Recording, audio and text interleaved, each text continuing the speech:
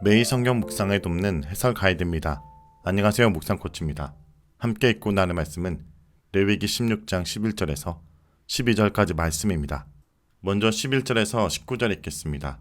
아론은 자기를 위한 속죄제에 수송아지를 들이되 자기와 집안을 위하여 속죄하고 자기를 위한 속죄제의 수송아지를 잡고 향로를 가져다가 이와 앞 제단 위에 피운 불을 그것에 채우고 또 곱게 간 향기로운 향을 두 손에 채워 가지고 휘장 안에 들어가서 여호와 앞에서 분향하여 향년으로 증거계 위 속죄소를 가리게 할지니 그리하면 그가 죽지 아니할 것이며 그는 또 수송아지 피를 가져다가 손가락으로 속죄소 동쪽에 뿌리고 또 손가락으로 그 피를 속죄소 앞에 7번 뿌릴 것이며 또 백성을 위한 속죄제 염소를 잡아 그 피를 가지고 휘장 안에 들어가서 그 수송아지 피로 행함같이 그 피로 행하여 속죄소 위와 속죄소 앞에 부딪히니 곧 이스라엘 자손의 부정과 그들이 범한 모든 죄로 말미암아 지성소를 위하여 속죄하고 또 그들의 부정한 중에 있는 해막을 위하여 그같이 할 것이요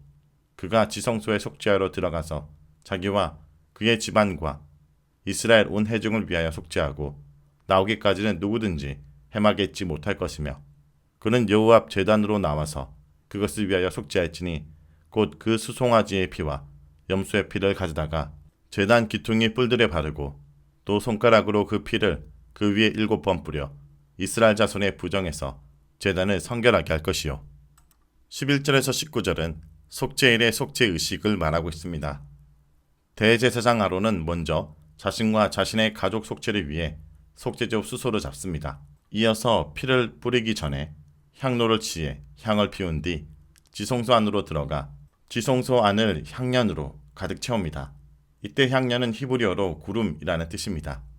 시내산에 발현된 여호와의 불과 강체의 영광이 구름으로 가려져 산 아래의 백성들이 죽지 않으며 모세가 산 정상 위로 올라가 죽지 않고 하나님을 대면할 수 있었습니다. 아론은 향로를 놓고 밖으로 나와 받아놓은 수소의 피를 지성소에 가지고 들어가 손가락으로 속죄소 동쪽 위에 1번 뿌리고 이어서 그 바닥에 7차례 뿌립니다. 이런 피 뿌리기는 명백히 속죄소를 씻어내고 지성소를 청소하기 위함이었습니다. 여기서 사용된 향로로 주목할 필요가 있습니다. 마당에 놋제단에 태운 단순한 유황보다 비싼 것은 내성소의 향단에서 태운 향기로운 향이었고 가장 비싼 것은 지성소에 사용된 곱게 간 향로였습니다. 이어서 대제사장 아론은 백성을 위해 속죄소 염소를 잡은 뒤 그 피를 가지고 다시 성소 안으로 들어가 동일한 피의 의례를 수행합니다. 그 후 그 짐승들의 피를 내성소에 뿌리는데 마찬가지로 향단 위에 1번 뿌리고 향단 앞에 바닥에 7번 뿌려 향단과 그 공간을 청소하였습니다. 피 의례의 마지막 단계로 아론은 두 짐승의 피를 마당으로 가지고 나와 놋제단에 네 모퉁이 뿔에 바르고 손가락으로 그 위에 7차례 뿌립니다. 이때 소의 피와 염소의 피가 혼합되었음이 분명합니다. 바르고 뿌리는 마당의 피 의례가 한 차례 진행되었기 때문입니다. 이 두 짐승의 피와 혼합은 두 개의 속죄제가 결합되어 있다는 증거입니다. 이미 두 염소가 한 속죄제를 구성하고 있습니다. 그리고 그중 한 마리가 피의 혼합을 통해 소와 결합됩니다. 따라서 짐승 3마리가 모두 연결고리를 통해 결합되어 있습니다. 이 피 의례를 통해 제단이 깨끗하게 되고 거룩하게 됩니다. 속죄일의 속죄제 피의 의례는 2차례에 걸친 더욱 특수한 방식의 피 뿌리기였기에 철저한 청소가 이루어졌습니다. 그 철저한 청소의 결과가 거룩의 효과로 이어졌습니다. 이미 제단과 성막은 거룩합니다. 따라서 이 거룩의 성취는 다만 오염으로 거룩이 훼손되어 있는데 그것을 피 의례로 철저하게 씻어냄으로써 다시 원래 완전한 거룩의 상태를 회복하는 것입니다. 그러므로 거룩하게 되었다라는 의미는 깨끗하게 하여 거룩하게 된다라는 것입니다. 16절에 이스라엘 자손의 모든 부정과 악행과 모든 죄는 19절에서 이스라엘 자손의 부정으로 요약됩니다. 이 부정은 유출이나 피부병과 같은 의식적 부정결이라 볼 수 없습니다. 이것은 그들의 죄로 인해 발생한 이스라엘의 부정함을 말하며 또한 그것이 성소에 전염되어 성소에 엉겨붙은 그들의 더러움을 말합니다. 19절은 그것을 정확히 밝혀주고 있으며 속죄제의 피가 바로 그것을 닦아낸다는 것을 분명히 말해줍니다. 다음은 20절에서 22절입니다. 그 지성소와 해막과 제단을 위하여 속죄하기를 마친 후에 살아있는 염소를 들이되 아론은 그의 두 손으로 살아있는 염소의 머리에 안수하여 이스라엘 자손의 모든 불의와 그 범한 모든 죄를 아뢰고 그 죄를 염소의 머리에 두어 미리 정한 사람에게 맡겨 강야로 보냈지니 염소가 그들의 모든 불의를 지고 접근하기 어려운 땅에 이르거든 그는 그 염소를 강야에 놓을지니라. 20절에서 22절은 아세살 염소 의식입니다. 이어지는 순서는 아세살 염소 의식입니다. 살아있는 염소 머리 위에 아론이 두 손을 안수하여 이스라엘의 모든 불의와 악행과 죄를 고백하여 그것들을 그 염소 위에 전가합니다. 그 염소는 미리 임명된 어떤 사람이 먼 강야로 데려가 접근하기 어려운 땅에 풀어놓습니다. 히브리어 에레츠 게제라는 멀리 떨어져 있는 항무지를 말합니다. 이로써 백성들의 모든 죄가 진영 밖으로 방출되어 제거됩니다. 21절의 삼중적인 악은 부정, 악행, 죄입니다. 22절에 불의로 요약됩니다. 즉 한마디로 아세살 염소에게 전가된 것은 백성의 죄입니다. 반면 16절에 부정, 악행, 죄로부터 성소가 씻기는데 그것이 19절에서는 부정으로 요약됩니다. 한마디로 속죄제의 피로 씻긴 것은 성소의 부정결입니다. 요약하면 성소의 부정결은 두 속죄제 짐승에 씻어내고 그것을 발생시킨 백성들의 모든 죄는 아세살 염소가 대신 짊어지고 제거합니다.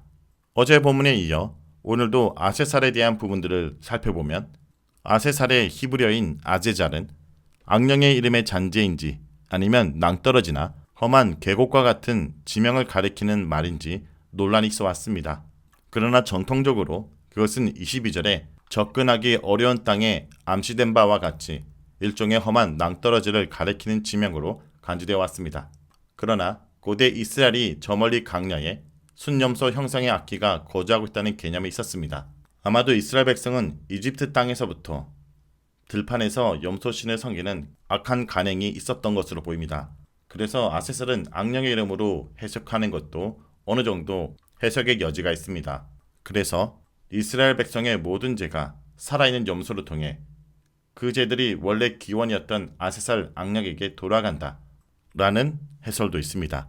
백성들은 자신들을 더럽히고 또한 자신들의 처소와 진영, 나아가 성막을 더럽힌 그 쓰레기들을 즉시 청소해서 제거해야 했습니다. 그 수단이 바로 속죄의 제사들인 속죄제와 속건제였습니다. 이런 청소는 매일의 생활 속에서 반복되지만 마치 장로빛이나 마루 아래 잘 보이지 않는 어떤 가자 부스러기나 간혹 큰 덩어리의 오물들처럼 이스라엘 백성들에게 이런저런 사정으로 제거하지 못하고 누적되어 가는 쓰레기들이 있었습니다. 날을 잡아 집안 대청소를 하듯이 이스라엘도 1년에 한 차례 날을 잡아 국가적 대청소를 해야 했습니다. 그날이 바로 레위기 16장의 속죄일입니다. 아세살 염소가 최종적으로 백성의 속죄를 위해 죄를 대신 짊어지고 강야로 방출됩니다.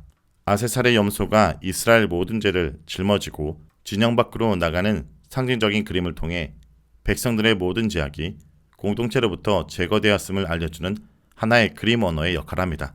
그리고 아세살을 진영 밖 강야로 인도하여 간 사람은 아세살이 돌아오지 못하도록 순염소를 어떤 방식으로든 처리했을 것입니다. 그리고 진영 안으로 들어올 때는 아세살로 인한 부정을 씻기 위해 옷을 빨고 몸을 씻고 진영 안으로 들어왔습니다. 자, 여기까지가 레위기 16장 11절에서 12절까지 말씀입니다. 오늘 말씀을 통해 우리는 무엇을 묵상하고 적용해야 할까요? 하나님은 우리의 죄의 문제를 해결하도록 하십니다. 하나님께서는 우리들의 죄를 위해 예수님을 아세살 염소로 내어주셨습니다.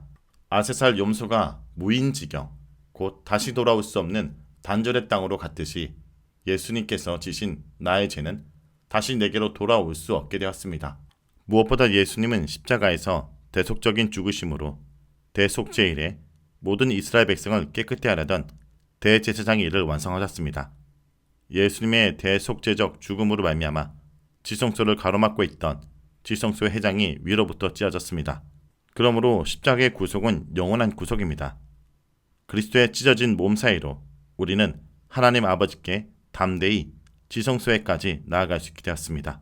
오늘 하루 대속죄를 묵상하면서 예수 그리스도의 보혈의 피로 씻음받은 사람에 맞게 내 안에 정리된 죄의 문제를 정리하고 떠나보내는 주의 백성들이 되길 간절히 기도드립니다.